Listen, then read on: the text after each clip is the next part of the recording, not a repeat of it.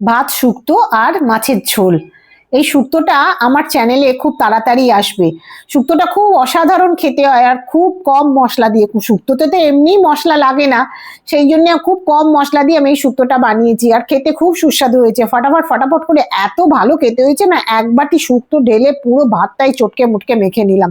আর অপূর্ব খেতে হয়েছে, দারুণ খেতে হয়েছে। দেখুন শুক্তো দিয়ে খাওয়া হয়ে গেছে, এরপর থাকবে আমার পাবদা মাছের ঝোল। আলু দিয়ে বেগুন দিয়ে পাবদা মাছের ঝোল, এই রেসিপিটা আমার চ্যানেলে চলে এসছে। আপনারা পারলে একটু চেক করে নেবেন। গরমের দিনে এই পাতলা হালকা ঝোলটা খেতে অত্যাধিক সুন্দর লাগে। আর এতে কোনো মশলা নেই জানেন তো, শুধু টমেটো আর কাঁচা লঙ্কা দিয়ে আমি এটা করেছি।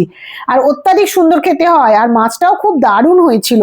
এত ভালো লেগেছিল খেতে যে আমি এটা 2 দিন 3 দিন ধরে পর পর বানিয়েছি। বাড়ির সকলেই বলেছে বাহ, খুব ভালো খেতে হয়েছে।